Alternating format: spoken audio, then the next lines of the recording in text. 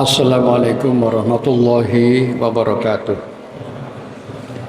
Innal hamdalillah nahmaduhu wa nasta'inuhu wa nastaghfiruh wa na'udzu billahi min syururi anfusina wa min sayyiati a'malina. May yahdihillahu fala mudhillalah wa may yudlil fala hadiyalah. Amma ba'd. Jamaah salat Isya dan salat tarawih yang dirahmati Allah. Saya bersyukur bisa silaturahim dengan keluarga besar jamaah masjid di kampus Unisa ini,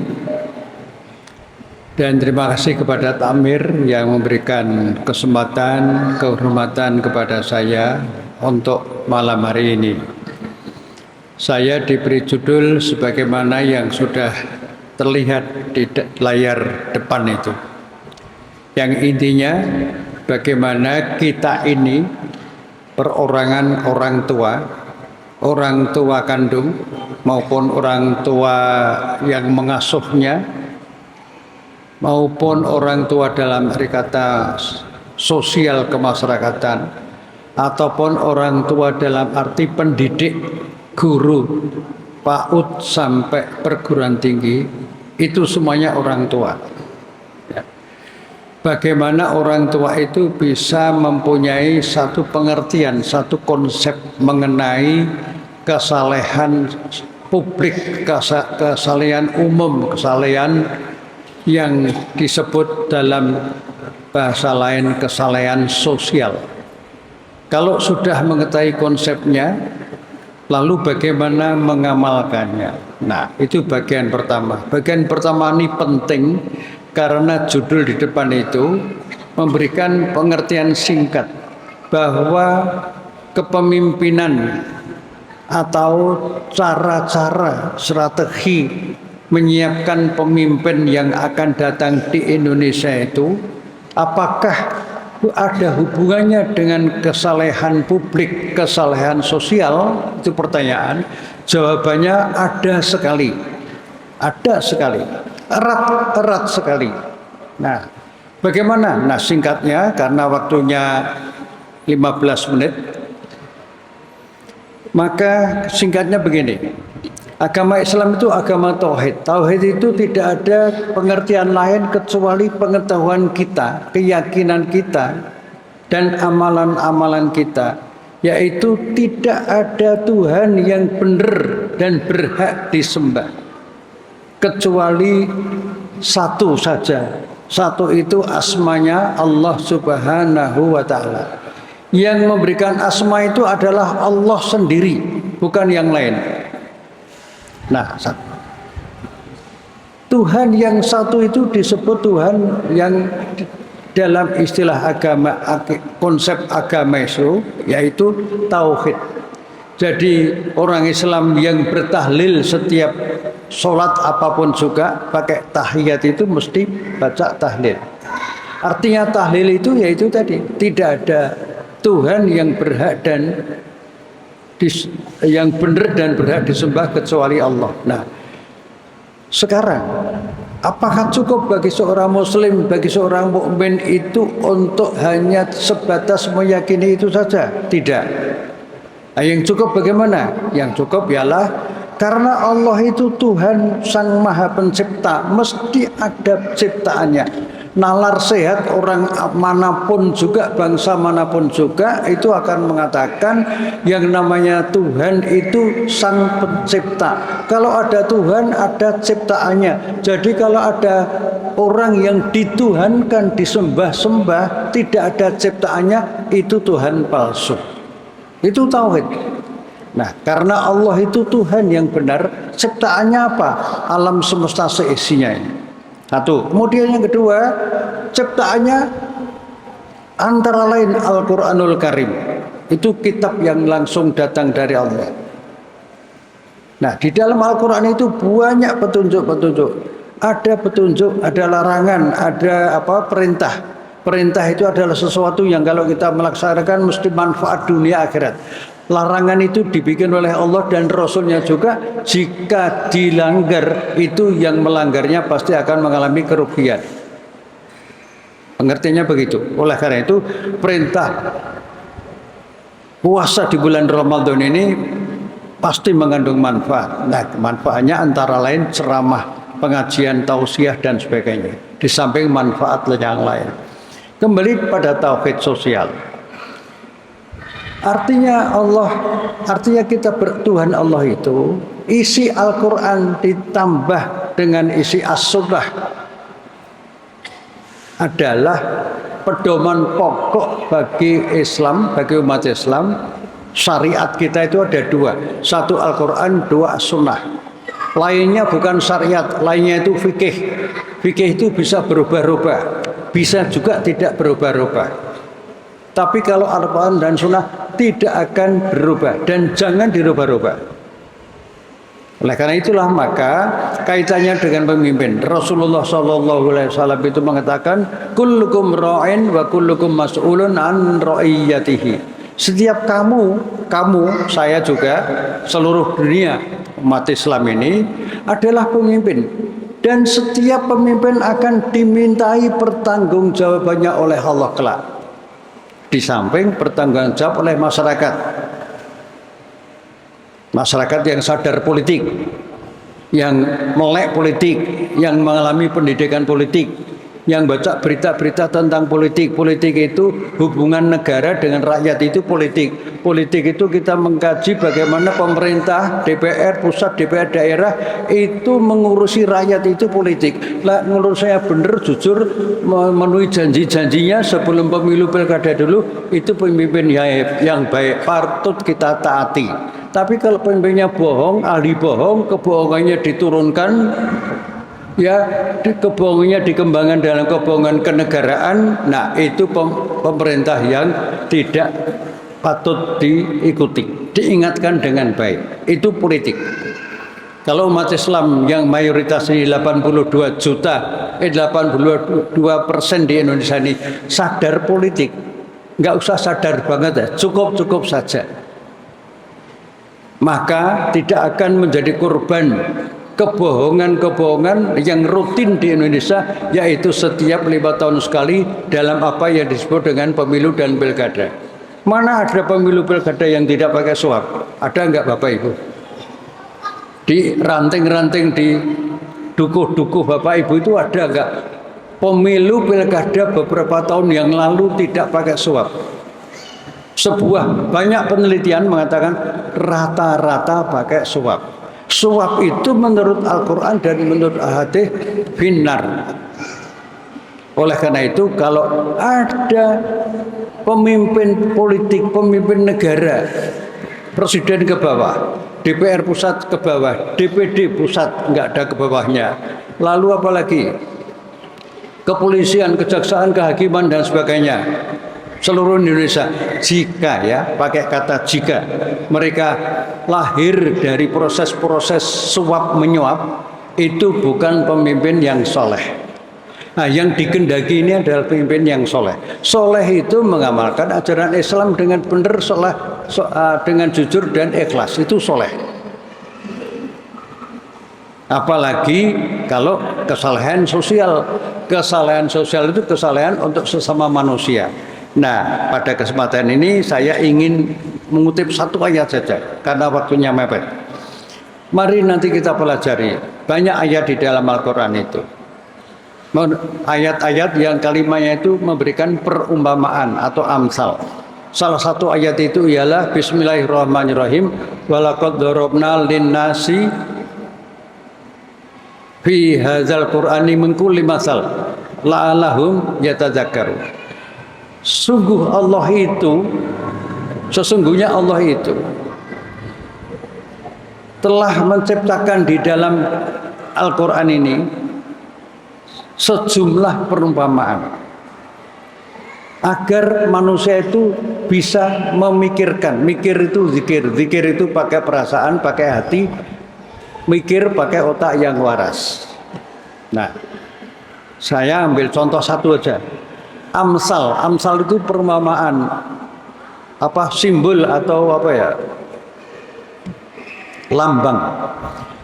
Banyak ciptaan Allah di dunia ini, di kampung kita ini, itu kalau kita di dalam masjid, di luar masjid itu banyak sekali pemandangan-pemandangan, semuanya itu ciptaan Allah, yang dari situ kita bisa mengambil perumpamaan. Satu contoh saja, keluarga saya itu ada yang sakit diabetes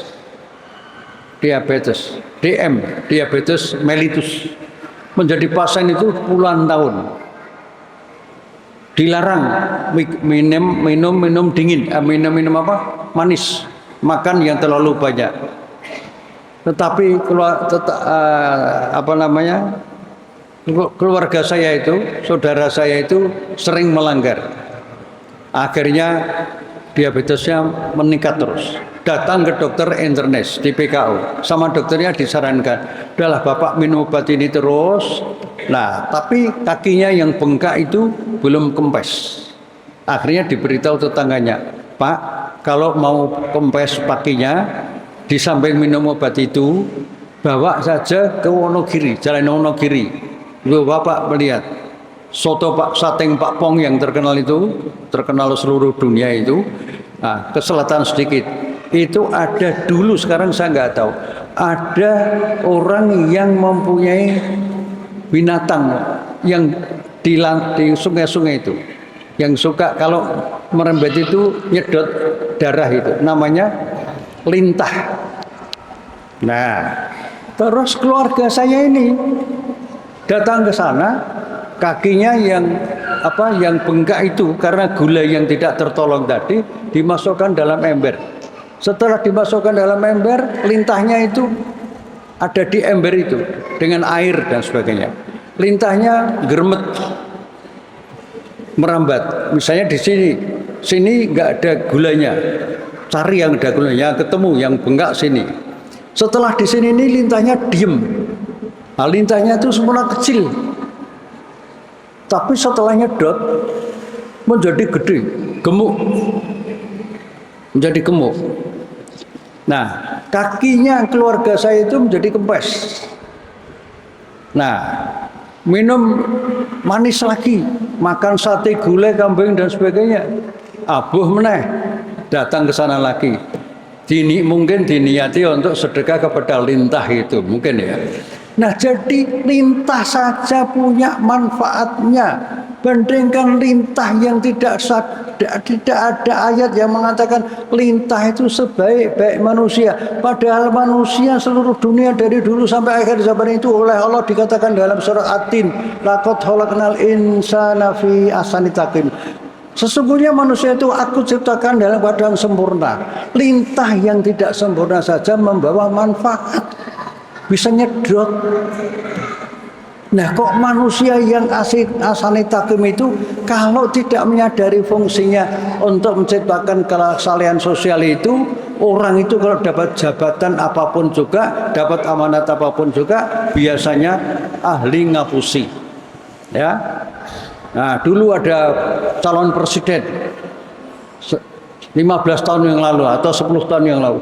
Nanti kalau saya terpilih jadi presiden, saya akan memperkuat pemberantasan korupsi. Wah, orang-orang banyak yang terpukau, terpana, percaya. Saya dan sedikit orang-orang itu komentarnya Belgedes. Belgedes itu omong kosong. Enggak mungkin. Nah, ternyata orang itu tahun demi tahun justru yang melakukan pelemahan terhadap Komisi Pemberantasan Korupsi sampai sekarang ini akibatnya korupsi merata seluruh daerah.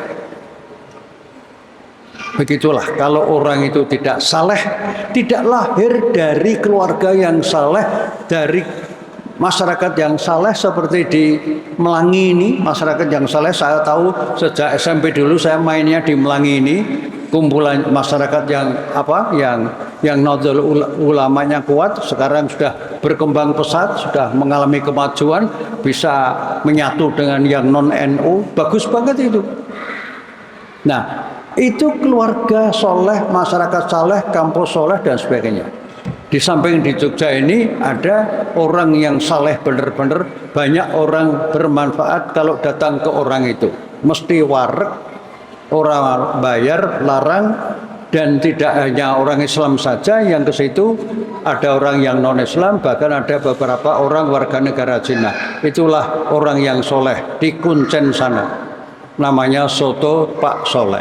Nah, tuh, itu soleh betul sampai sekarang. Ya, jadi untuk menjadi orang soleh itu tidak harus jadi bakul soto. Jadilah pengurus masjid, jadi ibu, bapak yang ngajak anak-anak kecil ini bagus ibu-ibu. Pertahankan karena melatih anak-anak ini ke masjid. Soal mereka lari-lari tidak apa-apa, jangan dimarahi. Jangan dimarahi. Betul-betul jangan dimarahi. Apalagi dimaki-maki di muka umum. Enggak apa-apa, sabar, mendidik anak itu sabar. Wong mendidik orang tua aja harus sabar. Ya, nah oleh karena itu kesimpulannya, pemimpin yang akan datang ini harus kita usahakan insya Allah berubah pada tahun 29 yang akan datang, pemilu yang datang. Jangan sampai terulang lagi pemimpin yang dimenangi dalam pemilu itu menangnya karena fulus, karena duitnya itu triliun rupiah. Lihat sekarang ada berita di medsos luas sekali, salah satu gubernur di Kalimantan itu. Sudah banyak ibu-ibu melihat gubernur itu punya mobil dinas itu harganya 8,5 miliar. Mobil apa gitu. Coba, ini mewah itu atakasur, bermewah-mewah, bermega-mega. Yang jadi presiden kalau nggak perlu nggak usah ke luar negeri. Nah kok ke luar negeri berkali-kali dibiayai rakyat untuk apa? Nah dan sebagainya dan seterusnya. Kesimpulannya judul ini mari kita mulai, dan saran saya satu, nanti 10 hari terakhir ibu bapak diusahakan tetap sehat, datang ke masjid untuk iktikaf setengah jam, 1 jam dan sebagainya, kemudian sahur. Yang kedua, ibu bapak perlu memikirkan anak yang soleh itu dimulai dari pendidikan dini itu dengan pendidikan agama Islam yang baik. Salah satu cara itu ialah mendidikkan anak-anak cucu-cucunya itu ke SD, pondok-pondok pesantren setelah tamat SD. Setelah itu syukur kalau masuk pendidikan ulama terjah di Muhammadiyah. Yang NU juga ada, silakan saja. Nah kalau sudah jadi ulama, nanti perguruan tingginya ilmu umum. Kalau sudah ilmu umum apapun juga, tapi dasarnya itu ilmu agama, insya Allah menjadi pemimpin yang soleh. Jadi kalau dipasang gambar-gambarnya di kanan kiri itu lambang pemimpin yang soleh. Salah satu contoh terakhir yang ingin saya sampaikan, Muhammadiyah ini pernah melahirkan pemimpin yang soleh. ABRI sekarang TNI itu tidak akan ada kalau tidak ada perintisnya. Perintisnya itu ialah aktivis pemuda Muhammadiyah di Cilacap, Jawa Tengah. Juga aktif di Kokam masa lalu. Kalau Kokam masa sekarang ini sudah agak beda. Dulu nggak ada seragam, sekarang ada seragam. Dulu ada apel Kokam, sekarang ada apel Kokam. Kalau dulu nggak pernah ada. Kalau ada pakai biaya sendiri, enggak dibiayai siapapun juga. Nah, ada kader Muhammadiyah, pemuda Muhammadiyah, namanya Sudirman. Itu kader Hizbul Waton Muhammadiyah. Karena dididik agama, pengamal agama, kemudian betul-betul soleh untuk kesalahan sosial itu, maka TNI berdiri atas rintisan Panglima Sudirman itu, maka diberi gelar Panglima Sudirman. Maka marilah kita didik Sudirman yang lain di bidang apapun juga. Sekian, kurang lebihnya mohon maaf. Sampai ketemu insya Allah Ramadan yang akan datang kalau saya diundang lagi. Assalamualaikum warahmatullahi wabarakatuh.